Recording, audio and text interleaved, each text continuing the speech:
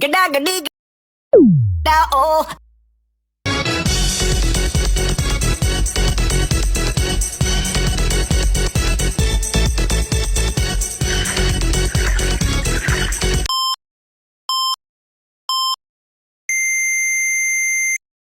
Halo, perkenalkan nama saya Aiki Sari dengan NIM 2024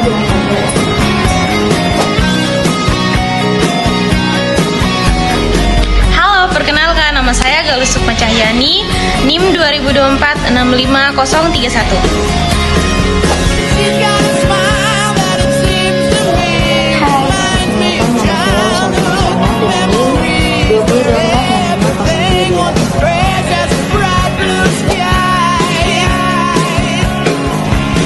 Halo, perkenalkan nama saya Rahmatia dengan NIM 2024 65051.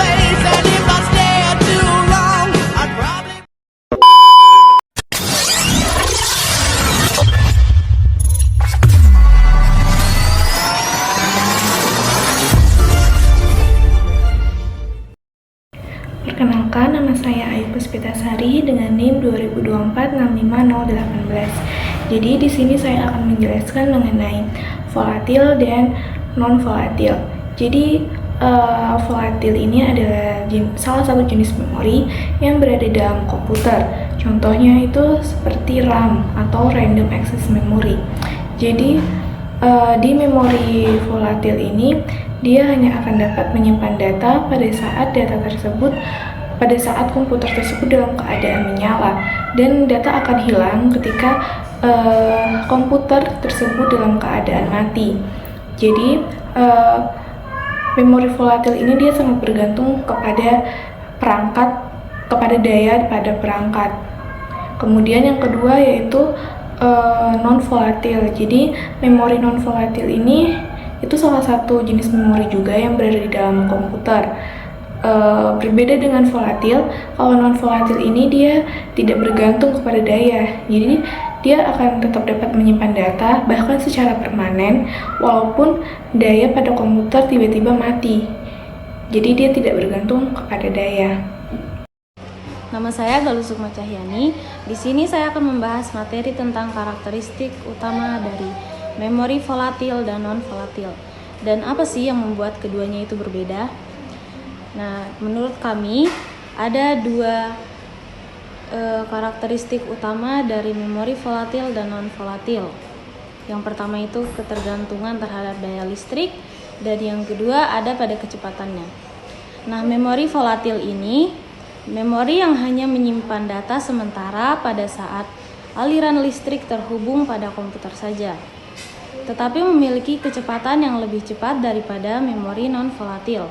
Sedangkan memori non volatil adalah memori yang dapat menyimpan data dengan atau tidak terhubungnya pada daya listrik. Jadi memori non volatil ini menyimpan data permanen. Terus memori volatil ini memiliki kecepatan yang lebih lambat dibandingkan dengan memori volatil. Nah, selanjutnya apa sih yang membuat keduanya itu berbeda? Yang pertama, jika dilihat dari ketahanannya, volatil akan kehilangan data pada saat daya listrik mati, sedangkan non volatil akan tetap mempertahankan data meskipun daya listrik mati. Nah, yang kedua dilihat dari pengaplikasiannya. Jika memori volatil digunakan untuk data yang hanya sementara, memori non volatil digunakan untuk data yang permanen atau dalam jangka panjang. Yang ketiga ada dari kecepatan. Memori volatil itu memiliki kecepatan yang lebih cepat dalam membaca dan menulis data yang diinstruksikan, sedangkan memori non volatil cenderung lebih lambat saat menulis dan membaca perintah yang diinstruksikan. Kenalkan, nama saya Rahmatia. Di sini saya akan membawakan materi yang saya akan bawa, yaitu pertama, bagaimana memori volatil seperti RAM ini mempengaruhi kinerja dan efisiensi daya pada perangkat. Nah, di sini ada pengaruh memori volatil RAM dalam kinerja. Apa sih itu memori volatil seperti RAM ini juga dapat mempengaruhi kinerja dengan mempengaruhi kecepatan dalam mengakses data. Ini juga berpengaruh pada penyimpanan cache. Nah, poin pertama itu ada kecepatan mengakses data, yang dimana ini RAM berfungsi sebagai memori kerja dengan kecepatan akses data yang jauh lebih tinggi dibandingkan penyimpanan permanen seperti SSD atau HDD. Jadi hal tersebut ini dapat memungkinkan prosesor mengambil data dengan cepat. Jadi semakin besar kapasitas RAM, semakin banyak data dan aplikasi yang dapat dijalankan secara bersamaan tanpa penurunan kinerja. Nah, yang kedua itu ada penyimpanan cache, yang dimana itu RAM digunakan untuk menyimpan data secara sementara dari aplikasi yang sedang digunakan. Nah, jika kapasitas RAM-nya ini tidak mencukupi, sistem ini akan mulai menggunakan penyimpanan non-volatil sebagai memori virtual yang lebih besar dan menyebabkan penurunan kinerja. Nah, materi selanjutnya yaitu bagaimana memori volatil seperti RAM mempengaruhi kinerja dan efisiensi daya pada perangkat. Nah, di sini ada pengaruh memori volatil RAM dalam efisiensi daya. Memori volatil seperti RAM itu dapat mempengaruhi efisiensi daya pada perangkat dengan mempengaruhi konsumsi daya yang aktif. Efisiensi desain ini juga mempengaruhi ukuran RAM terhadap daya. Nah, yang pertama itu konsumsi daya yang aktif, yang dimana itu RAM memerlukan daya yang stabil selama digunakan untuk menjaga data.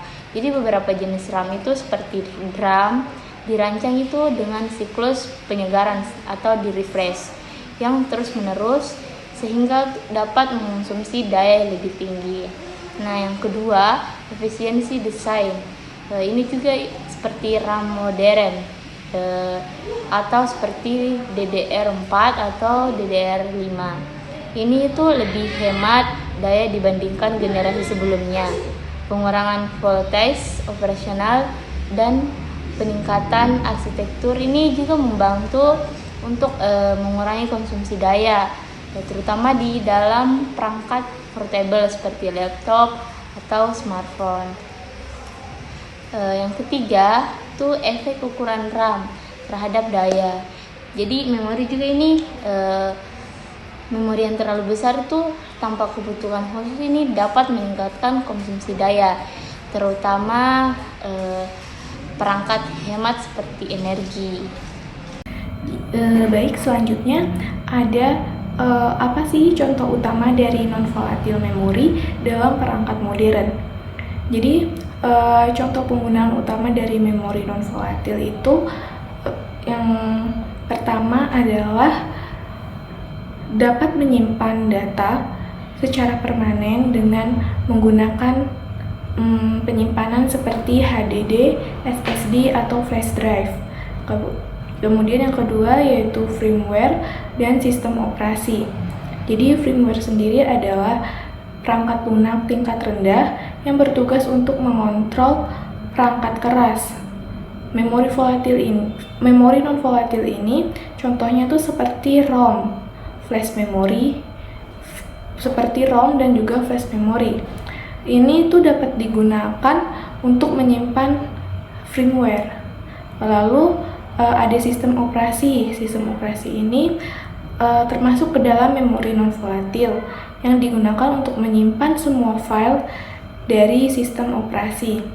Lalu yang ketiga ada penggunaan aplikasi pada perangkat mobile. Jadi penyimpanan internal pada smartphone itu menggunakan memori flash.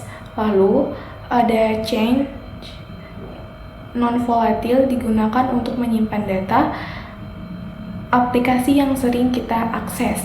Jadi ketika kita akan mengakses aplikasi itu kembali, maka kita dengan mudah menemukan riwayat-riwayat pencarian yang telah kita lakukan sebelum-sebelumnya.